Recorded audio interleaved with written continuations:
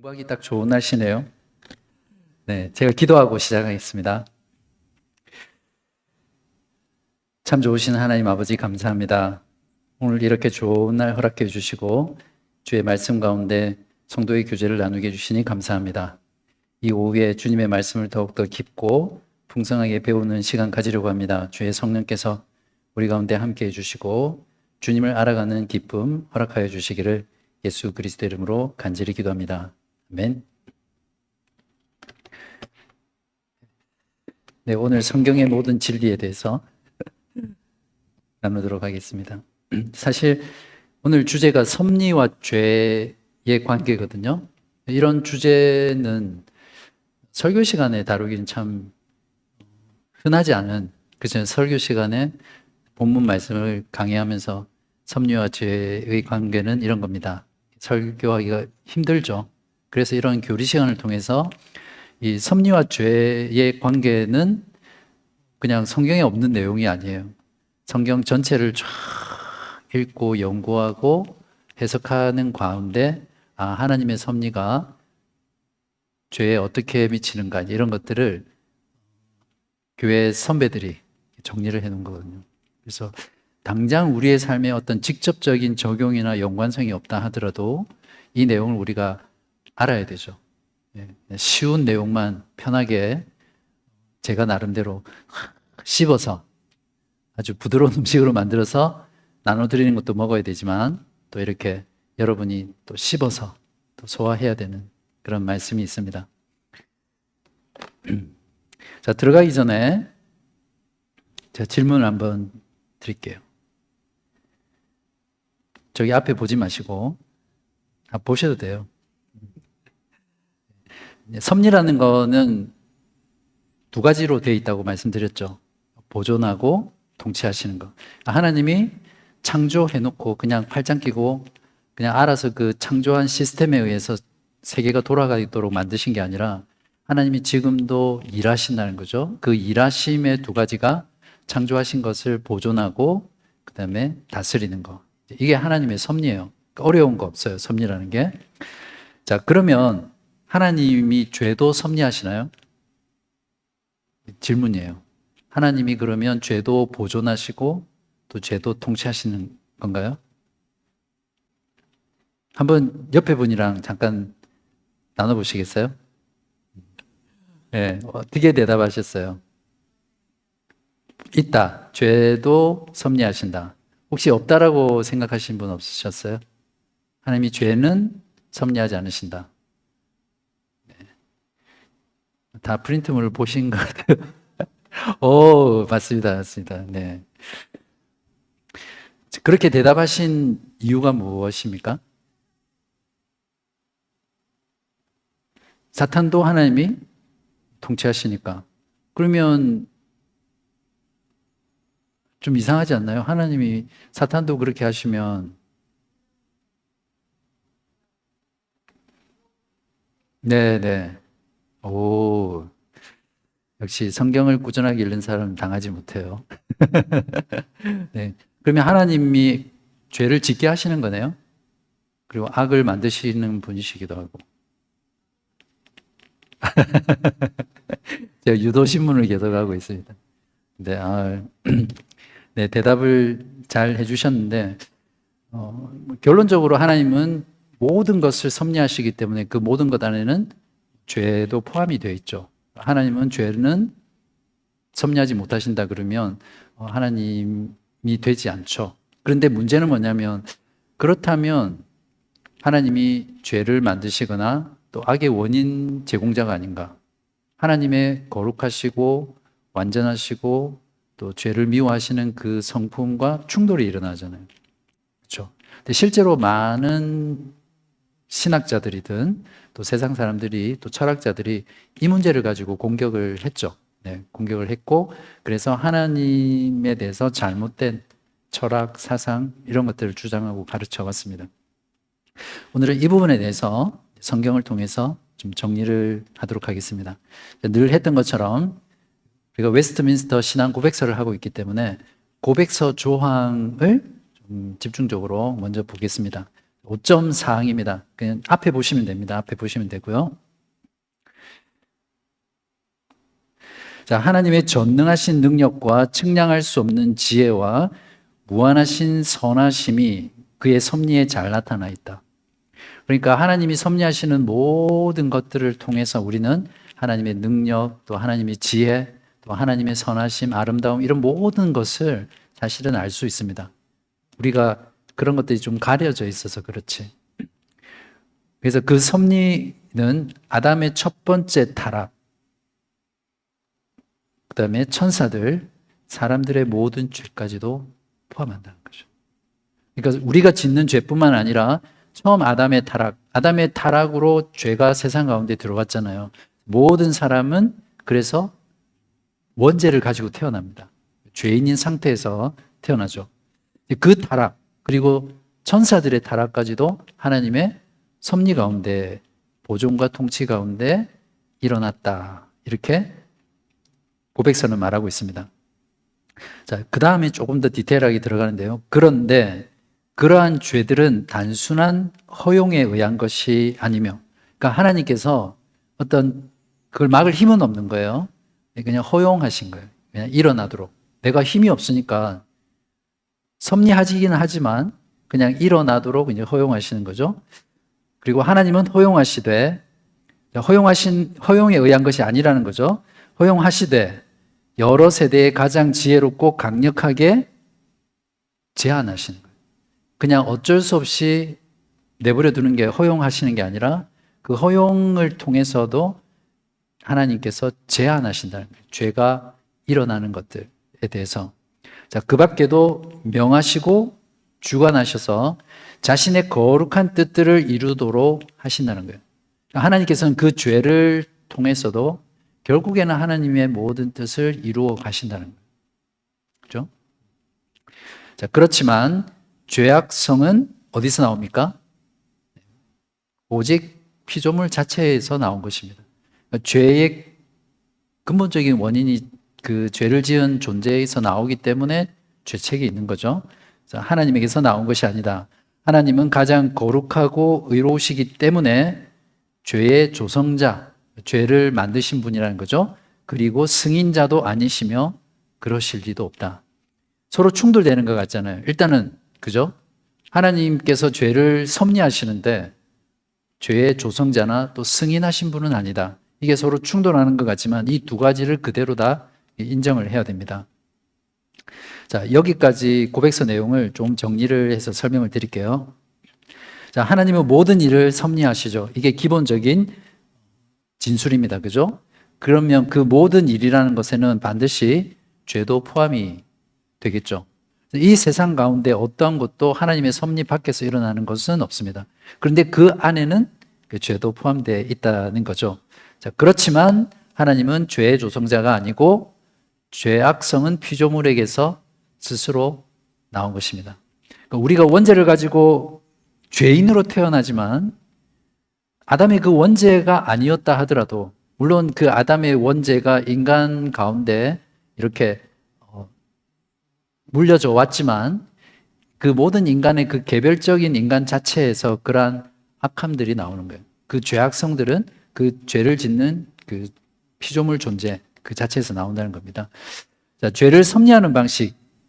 그러면 하나님께서 과연 죄의 조성자도 아니고 승인자도 아니시라면 어떻게 죄를 섭리해 가시나, 즉 보존하시고 다스려 가시냐, 이제 그 문제죠. 자, 죄는 단지 허용으로만 발생한다. 이게 로마 가톨릭에서 가르치는 내용입니다. 들어보셔서 혹시 그 전에 천주교 다니신 분 있으세요?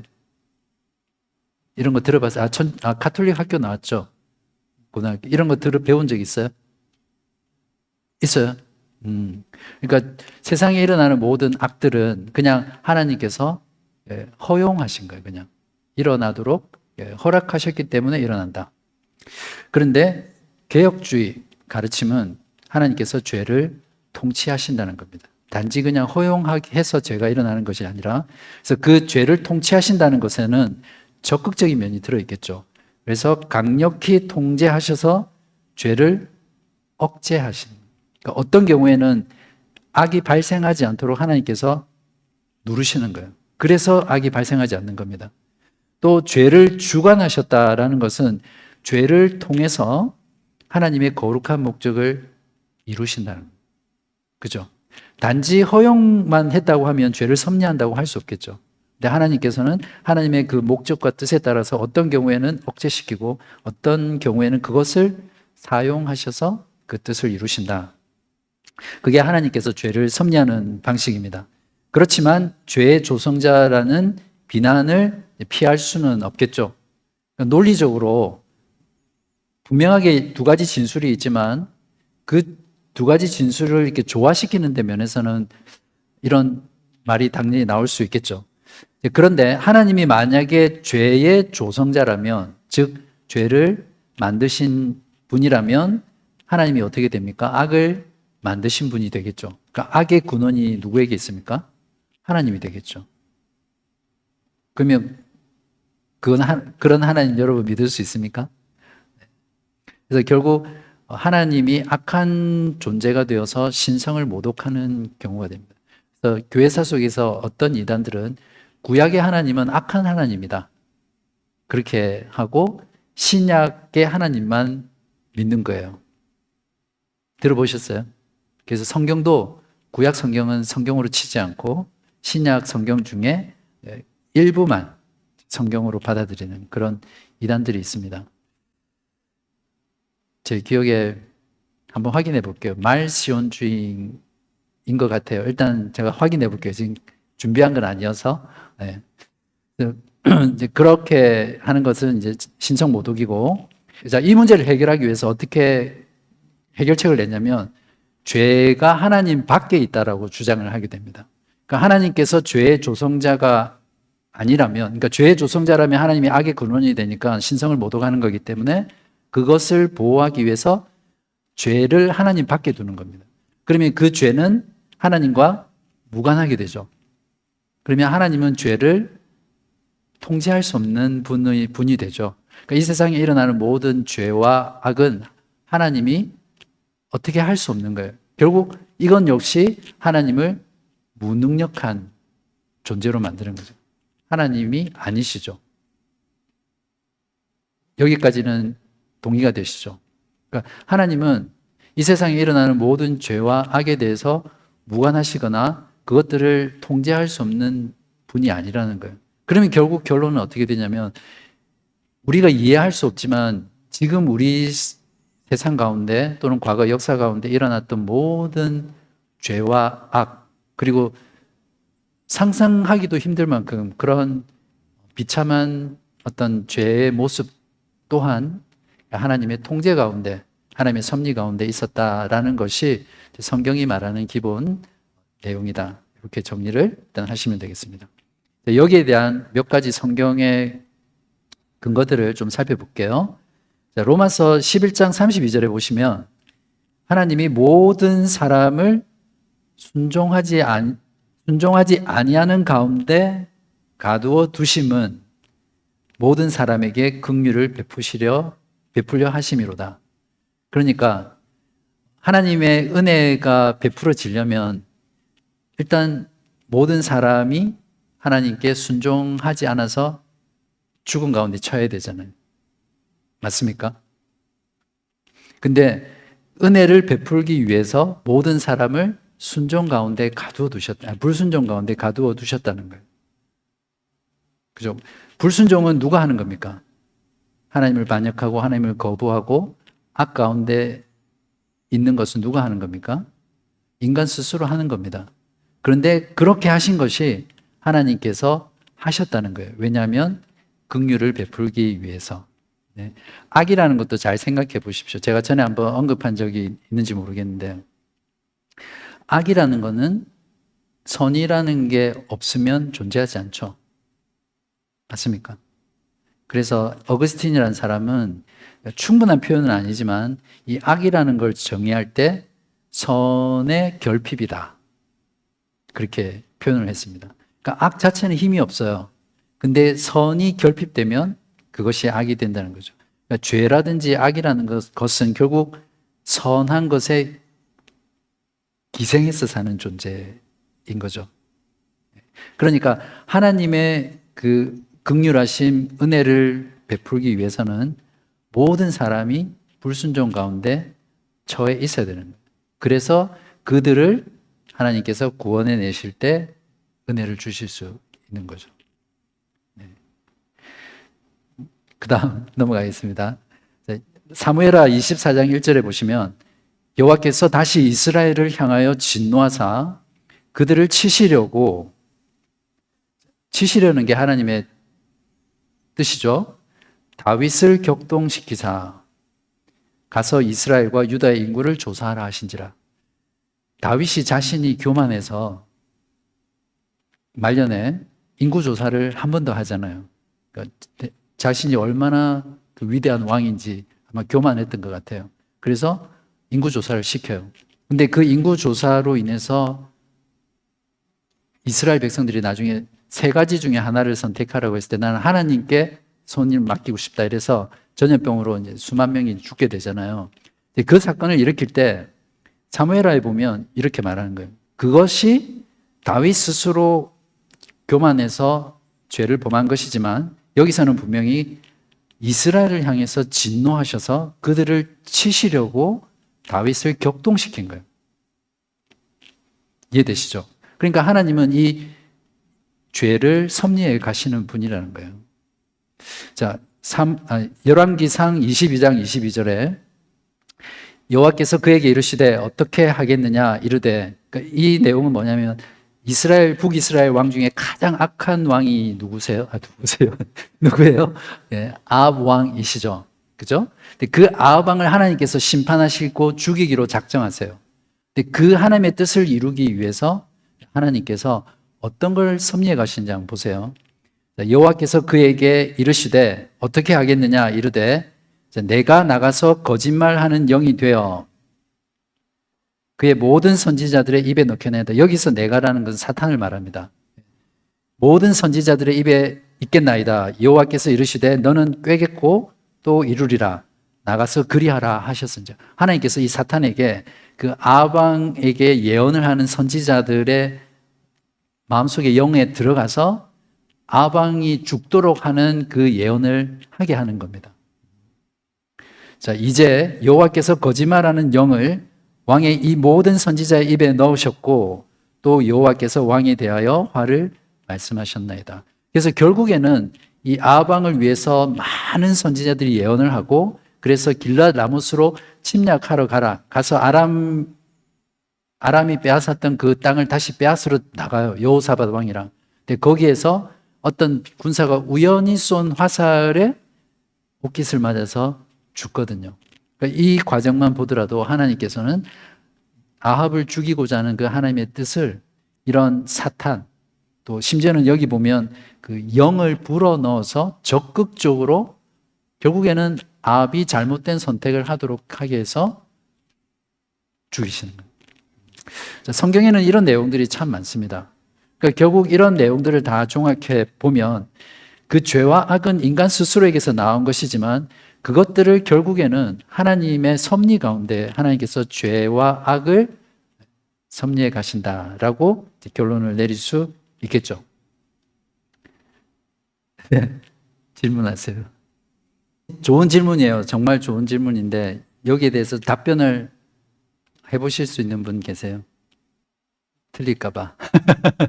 네, 아마 그룹으로 했으면 자유롭게 토론하셨을 것 같아요. 결국에는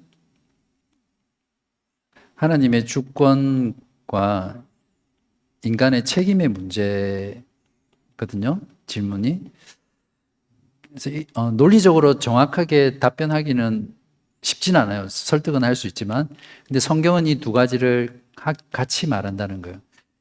가장 좋은 예가 출애굽할 때 모세가 우리 이스라엘 백성들 데리고 나가게 해달라고 했을 때 계속해서 보내주지 않잖아요. 그리고 나중에는 보내준다고 했다가 또 마음을 바꾸고 그렇게 하면서 나중엔 장자를 치시면서 결국 출애굽하게 되는데 그때 출애굽에 나오는 실제적인 표현이 뭐냐면 바로가 스스로 그 마음이 완악해져서 보내주지 않았다 이렇게 나오는 표현이 있고요.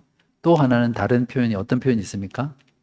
하나님께서 바로의 마음을 완악하게 하셔서, 그러면 하나님 편에서 완악하게 하셨다라는 걸 보면 바로는 책임이 없잖아요.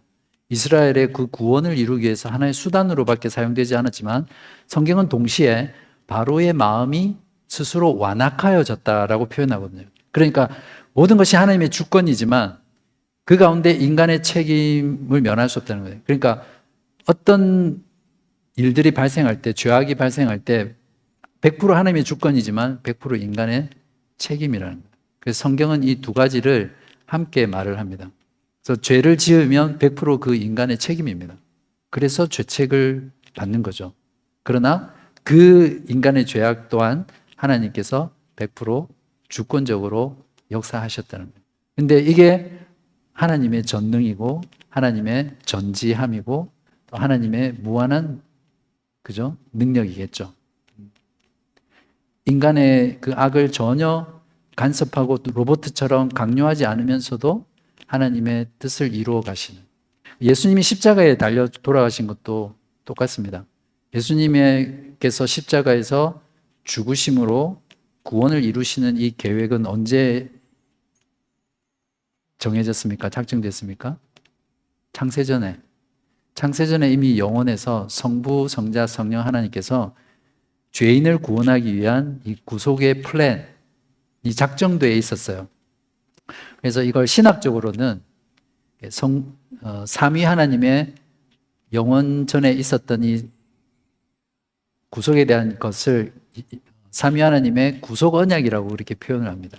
이미 세상을 창조하시기 전에 영원에서부터 작정되어 있었던 거예요. 그리스도께서 십자가에 죽으시는 것이. 그죠? 근데 그리스도께서 십자가에 어떻게 돌아가셨습니까? 자기 백성들, 유대인들의 손에 의해서 살해당하셨거든요. 맞습니까?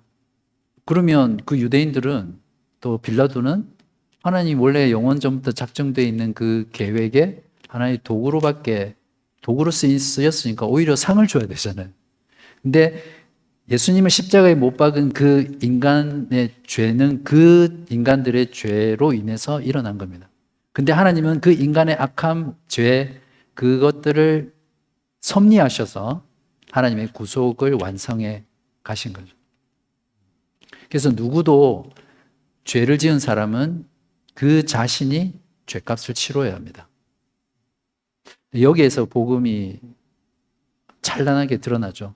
저와 여러분이 지은 모든 죄는 우리 자신이 지은 거잖아요. 우리 자신이 하나님께 저지른 악입니다. 그래서 우리가 그 죄값을 다 치러야 합니다. 반드시 치러야 합니다.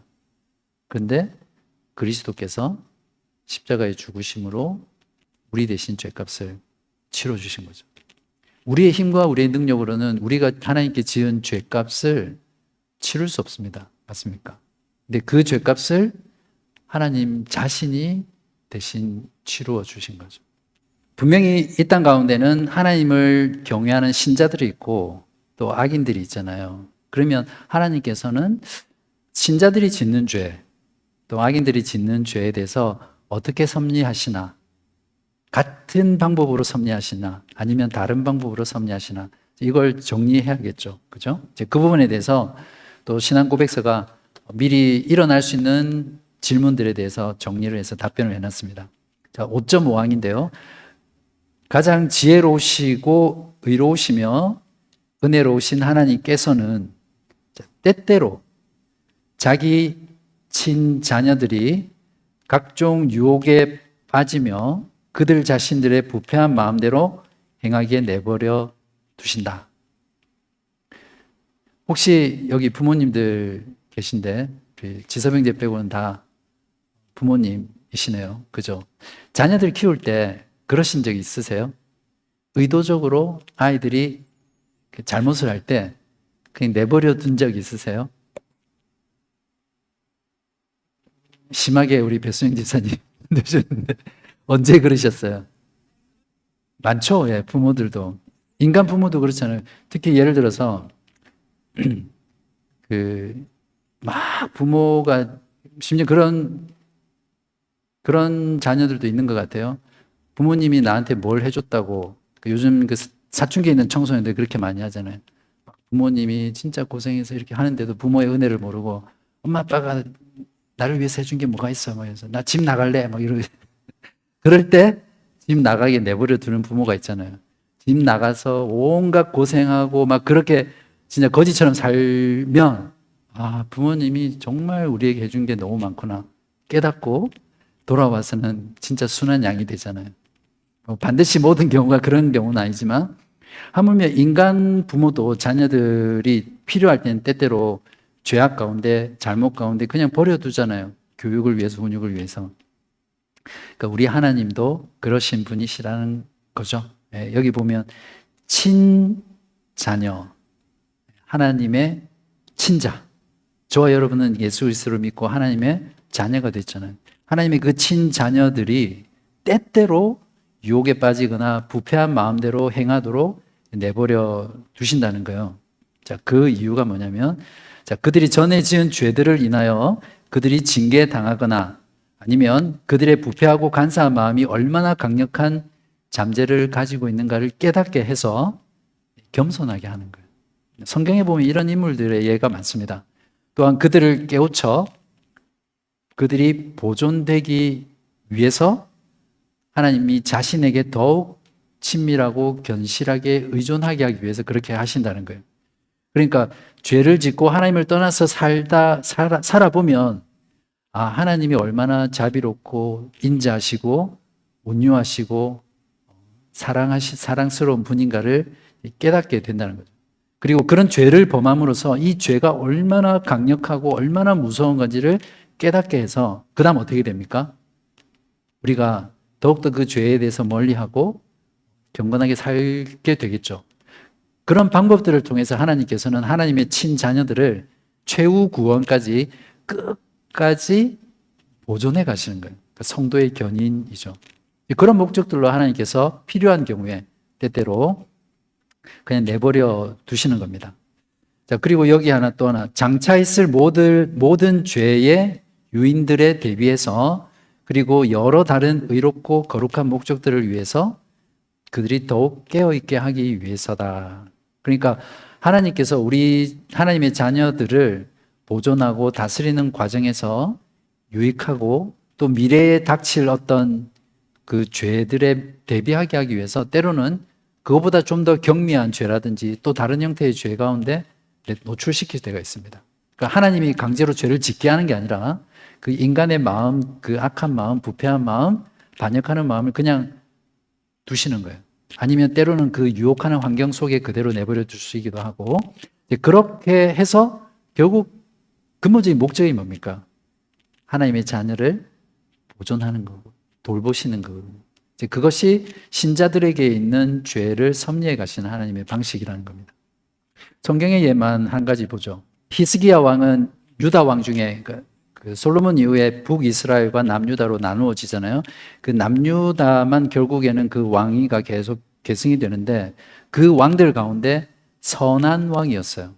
참 선한 왕이었고 히스기야가 종교개혁을 통해서 그 유다 땅이 그 당시에 아주 부강해질 수 있는 위기 가운데서도 이제 그런 왕이었는데 이 히스기야가 결국에는 하나님 앞에 범죄를 해요. 이제 어떤 범죄를 하냐면 병이 들었을 때 하나님께 정말 간절히 매달려 살려달라고. 왜 살려달라고 했는지는 뭐 그 본문에서 나중에 이야기할 수 있겠지만 어쨌든 그래서 하나님께서 그 기도를 들으시고 10년이라는 생명을 연장을 시켜줘요. 근데 이 히스기야가 병에서 낫자 교만해진 거예요. 교만해지자 바벨론의 특사들이 와서 히스기야 왕이 병들었다는 것을 이제 병문안하러 왔을 때 이제 교만해져가지고 그 왕궁에 있는 모든 보물들, 기구들 이런 것들을 다 보여줘요. 그래서 하나님께서 바로 그것 때문에 그 죄 때문에 유다가 바벨론에 멸망하게 될 것이라고 심판하시거든요. 여기서 이제 그 내용이 나오는 겁니다. 그래서 히스기야 마음이 교만하여 그 받은 은혜를 보답하지 아니함으로 진노가 그와 유다와 예루살렘에게 내리게 되었더니 히스기야가 마음의 교만을 뉘우치고 예루살렘 주민들도 그와 같이 하였으므로 여호와의 진노가 히스기야의 생전에는 그들에게 내리지 아니하니라. 그러니까 하나님께서 히스기야 자체가 마음이 교만해져서 그런 범죄를 하셨지만 하나님께서 하나님의 친자녀 같은 히스기야 왕을 그 부패한 마음 가운데, 교만함 가운데 내버려 두셨다는 거예요. 자, 그 다음 5.6항 보죠. 의로운 재판장 되신 하나님께서는 전에 지은 죄들을 인하여 그들의 눈을 어둡게 하시고, 이 표현을 잘 보세요. 이거는 악인에 대해서 말하는 표현이거든요. 그들의 눈을 어둡게 하시고, 하나님이 어둡게 하시고, 마음을 강팍하게 하신 사악하고 불경건한 자들의 경우, 악인들을 말합니다. 그들에게 깨달음을 주고 그들의 마음속에 역사하였을지도 모르는 신적 은혜를 허락하지 않으셨다 이렇게 말을 합니다. 그러니까 악한 자의 마음속에 하나님께서 은혜를 주시면 그 죄를 지은 자들이 돌이킬 수 있는데 하나님께서 그 은혜를 주시지 않는다는 거예요. 그러면 그 악인은 스스로 악해지는 거죠. 그리고 때로는 그들이 가지고 있던 은사들을 빼앗기도 한다. 그러니까 악인이 어떻게 악해지냐면 하나님께서 그 사람 속에 있는 그 선한 것들, 하나님의 은혜조차도 빼앗아 버리는 거예요. 마치 선이 결핍될 때 선을 제거하면 악만 남는 것처럼 하나님께서 악한 자의 마음속에 있는 그 은혜조차도 빼앗아 버림으로써 그 악인이 죄를 짓게 만드는 거죠. 자, 또한 그들을 버려두어 그들의 부패함이 기회를 타서 자신들을 죄를 범하는 대상들이 되게도 한다.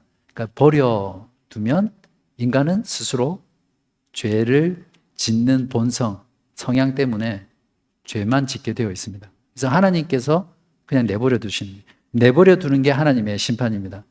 또한 동시에 그들 자신의 정욕과 세상의 유혹들과 사탄의 권세에 넘겨주시기도 합니다.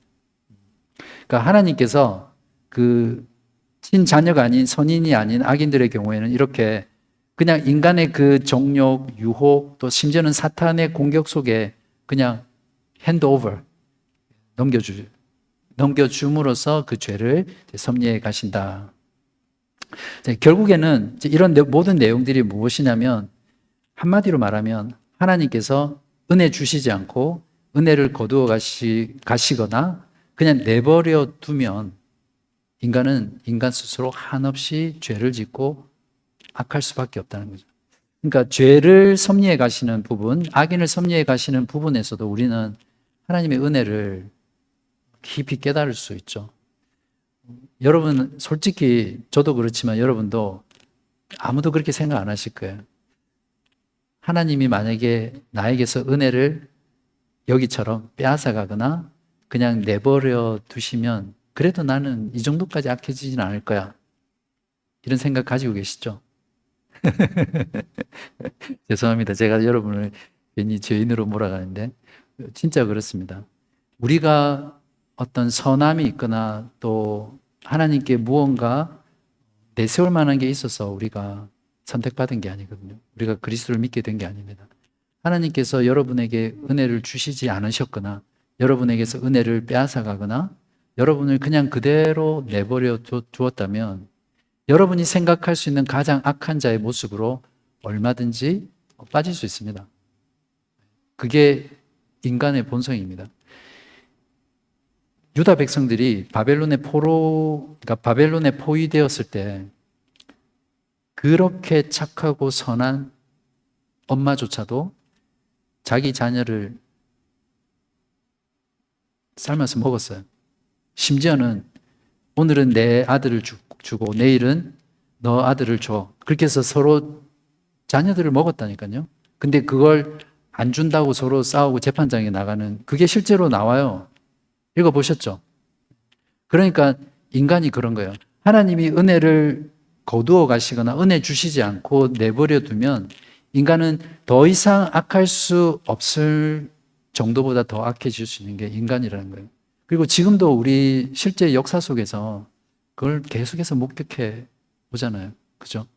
한국이든 한국사만 보더라도 일제시대 때부터 해서 근대사를 쭉 보면 정말 인간이라고 생각할 수 없는 그런 만행들이 많이 저질러졌어요. 심지어는 소위 말하는 기독교 안에서도 그런 일들이 일어났었어요. 독일의 나치, 히틀러를 지원했던 그룹이 어디예요? 독일 교회거든요. 그러니까 하나님의 은혜 없이는 그 누구도 하나님 앞에서 죄인이 아닌 자로 설 수가 없는 겁니다. 로마서 1장 28절에 보면 또한 그들이 마음에 하나님 두기를 싫어하며, 모든 인간은 디폴트로 마음에 하나님 두기를 싫어합니다. 내 위에 무언가 존재하는 것 자체를 싫어요. 우리는 예수를 믿어도 그렇잖아요. 누군가 나에게 간섭하고 이래라 저래라 권위를 행사하려고 하면 싫잖아요. 부부 사이도 마찬가지고. 그게 인간의 본성입니다. 그래서 모든 인간은 하나님을 두기를 싫어하는데 하나님께서 그들을 그 상실한 마음대로 내버려 두니까 합당하지 못한 일을 하는 거예요. 그러니까 어떤 남자가 남자로 더불어 음욕이 일어나고 여자가 여자를 더불어 음욕이 일어나고 정상적이지 않은 모든 그런 행동들은 하나님께서 하나님 두기를 싫어하는 그 상실한 마음을 그대로 내버려 두니까 인간이 그런 일들을 하는 거예요. 그게 하나님의 소극적인 심판입니다. 그냥 내버려 두면 인간은 그 인간의 악에 의해서 상상을 초월한 일들이 일어나요. 그래서 그런 말이 있잖아요. 무정부보다 독재가 더 낫다. 들어보셨죠? 독재 정권이라도 있으면 그 한 나라가 유지가 돼요. 질서가.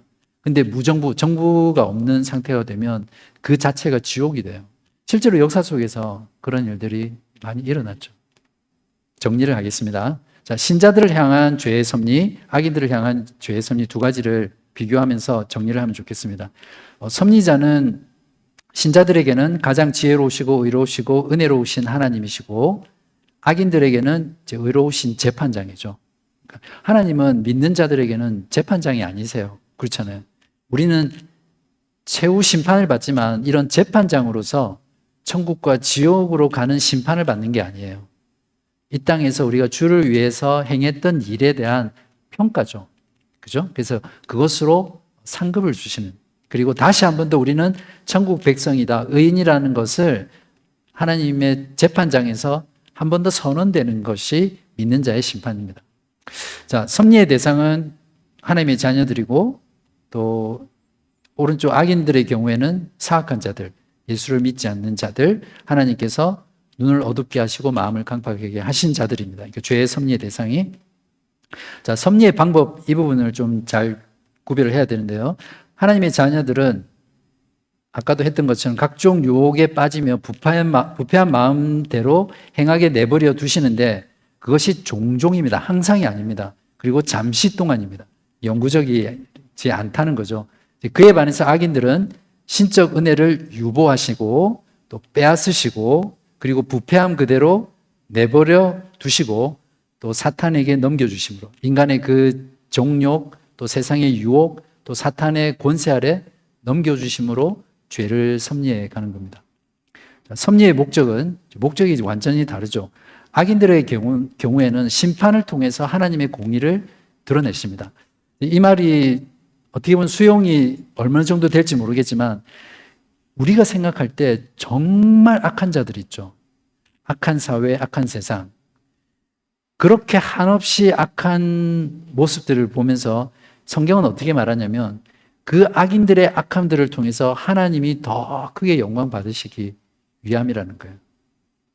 세상이 어두우면 어두울수록 그 빛이 더 밝듯이 하나님께서 악을 조성하신 분은 아니지만 그 악한 자들을 한없이 악하게 만드셔서 하나님의 선하심이 하나님의 영광이 더 드러내게 나게 하시는 것이 하나님이 악인들의 죄를 섭리하시는 목적이다. 그런 것이죠. 그러나 의인들, 하나님의 친자녀들에게는 죄를 징계하시는 겁니다. 처벌이 아닙니다. 구별하셔야 됩니다. 그리고 이런 죄 가운데 내버려 둠으로써 겸손하게 하십니다. 그리고 죄가 얼마나 무섭고 하나님으로부터 멀어지게 만들며 하나님의 자녀들이 누리는 그 행복에서 벗어나게 하는지 그것들을 깨닫게 하셔서 더 하나님께 의지하고 더 하나님께 가까이 나가게 하고 더 하나님께서 의도하신 거룩하고 은혜로운 삶으로 나오게 하기 위해서 하나님께서 선인들의 하나님의 자녀들의 죄를 섭리해 가신다. 그렇게 보시면 되겠죠. 그래서 결국에는 악인들의 죄의 섭리의 결과는 그들을 강팍하게 내버려 두시고 만드셔서 결국 최종 심판하시는 거고, 하나님의 자녀는 끝까지 하나님의 자녀로 지키시고 보존하시고 이끌어 가시는, 이제 그것이 이제 섭리의 목적입니다. 자, 마지막으로 교회를 향한 섭리가 있는데요. 자, 하나님의 섭리가 일반적으로 모든 피조물들에게 미치는 것처럼 하나님은 가장 특별한 방식을 따라서 그의 섭리로 자기 교회를 돌보시며 모든 일들을 교회에 유익하게 하신다. 성경 말씀은 읽어보시고요. 저는 이 부분이 오늘날 현대 교회에 정말 필요한 말씀이라고 생각합니다. 회복되어야 될 부분이고, 오늘날 교회의 신자들의 생활을 보면 너무 철저히 개인주의 돼 있어요.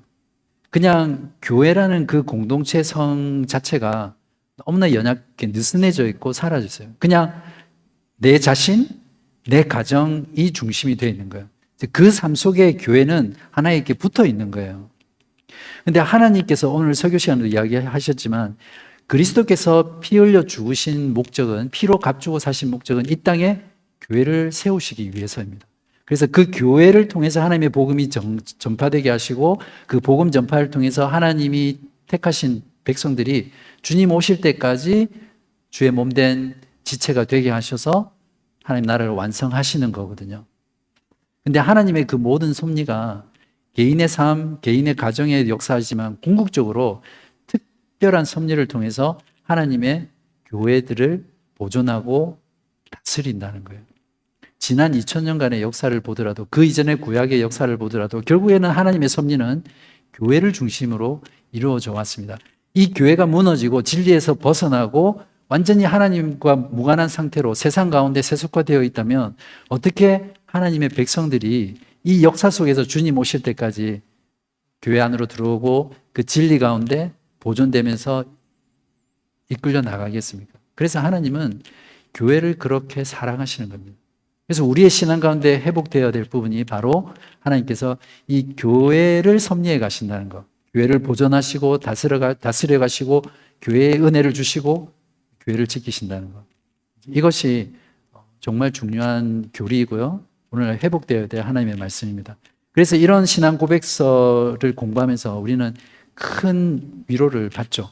여기 나와 있는 것처럼 교회는 하나님의 특별한 관심의 대상이기 때문에 특별한 방식으로 섭리하시는 거고요, 돌보시는 겁니다. 그리스도를 보내셔서 교회가 그리스도의 몸이 되게 하셨고, 성령을 교회에 보내셔서 주셔서 교회가 하나님의 성전이 되게 하셨습니다. 우리가 오늘날 현대 교회에서 그런 게 많이 유행이잖아요. 삶으로 드리는 예배의 중요성을 이야기하면서 우리 각자가 개인의 삶에서 성전으로서 하나님의 성령이 우리 안에 각자 안에 계시잖아요. 그래서 성전으로 살아가면 그곳이 예배하는 곳이고 그곳이 하나님의 나라가 임하는 곳이다라고 많이 강조해요. 맞는 말이에요. 그리고 필요한 말이고. 그러나 하나님께서는 각 성전이 개별적으로 모인 하나님의 백성들이 한 자리에 모여서 하나님의 말씀을 듣고 하나님을 함께 예배하는 이곳 가운데, 하나님의 성전 가운데 하나님이 임재하시는 거예요. 더 강력하게 임재하는 겁니다. 이거는 당연하겠죠. 그냥 혼자서 생활할 때 하나님이 임재하시는 거라, 하나님의 그 개인적인 교회 지체들이 한 곳에 모여서 하나님의 말씀을 듣고 예배하고 찬양하고 감사하고 기도할 때 어느 곳에 하나님이 더 강력하게 임재하십니까? 그래서 우리가 하나님의 성령을 강하게 경험하기 위해서는 교회로 모여야 됩니다. 그래서 이 두 가지가 함께 일어나는 거예요. 그래서 이 교회에서 모이는 것에 실패하면 개인의 삶에서도 절대 예배가 되지 않습니다. 예배자로 살 수가 없어요. 주일날 우리가 교회에서 예배할 때 이 예배 가운데 임하시는 하나님의 성령, 하나님의 은혜, 하나님의 돌보심, 하나님의 능력을 경험한 사람이 결국에는 개인의 삶에서 또 가정에서 하나님의 예배자로 그곳에서 하나님을 경험하고 그곳에서 하나님의 나라를 신실하게 이루어가면서 살 수 있는 거지, 이거는 제쳐놓고 개인적으로 하는 경우는 제가 지금까지 본 경험으로는 없습니다. 그만큼 교회가 얼마나 영광스러운 것이며 그리스도의 신부잖아요. 우리가 그리스도의 몸이고 하나님의 성전이고. 그러니까 성경은 항상 개별적인 말씀조차도 결국에는 교회를 향한 말씀입니다. 그죠? 그리고 성경의 모든 그 구속의 사역과 구원 역사와 하나님의 은혜가 교회라는 그 그리스도의 몸으로서 성전으로서 신부로서 주어지는 말씀이라는 거죠. 자, 그런 면에서 하나님께서 교회를 섭리해 가신다. 그리고 어떤 경우에 교회가 죄 가운데 빠질 수도 있고 또 악 가운데 빠질 수도 있고 교회가 연약한 가운데 빠질 수도 있어요. 그럴지라도 하나님께서는 그 교회를 세워 가신다는 거죠. 고린도 교회 보세요. 얼마나 문제가 많았습니까? 그 안에 온갖 음란함, 또 재정의 문제, 성도끼리 싸우는 문제, 파가 나누어지고 말 그대로 지금 우리가 보는 교회 모든 문제가 다 들어있는 교회인데도 하나님은 그 고린도 교회를 향해서 하나님의 교회라고 말하거든요. 그거는 하나님께서 세우신 교회는 절대 무너뜨리지 않습니다. 그래서 우리 바른 교회도 이곳에 적은 인원이지만 세워진 것이 하나님의 섭리 가운데 세워졌거든요. 그래서 저는 하나님께서 이 바른 교회를 신실하게 이끌어 가시고 보존하시고 세워가시리라고 믿습니다. 그리고 우리 세대가 아니더라도 또 다음 세대로 계속해서 우리 바른 교회를 어떤 모습으로 이끌어 갈지 항상 그런 거에 대한 기대와 또 소망이 있습니다. 그래서 여러분도 교회를 섭리하시는 하나님을 생각하면서 늘 낙심하지 마시고 힘을 내시고 은혜를 누리시며 사시길 바랍니다. 제가 기도하겠습니다. 하나님 아버지 감사합니다. 오늘 섭리와 죄의 관계를 저희들이 배웠습니다. 소화하기 쉽지 않은 말씀이지만 오히려 이런 말씀이 우리를 더 하나님을 사랑하게 하고 하나님의 그 지혜와 능력과 하나님의 그 아름다움을 알게 하심에 감사합니다. 하나님의 이 말씀을 우리 마음 가운데 깊이 새기게 하시고 악조차도 죄조차도 하나님 손 밖에 있는 것이 아니라 하나님의 거룩하시고 완전하시고 의로우시며 지혜로운 그 섭리 가운데 있다는 것을 알고 혹 우리의 삶 가운데 일어나는 죄악과 또 여러 가지 원치 않는 모습들 속에서도 이 하나님의 섭리하심을 굳게 신뢰하고 우리의 이성으로는 이해되지 않는 많은 일들 속에서도 끝까지 하나님을 신뢰하는 것을 놓치지 아니하고 하나님께 예배하고 하나님을 찬송하며 하나님을 더욱더 굳게 의지하는 저희들 되게 하여 주시옵소서.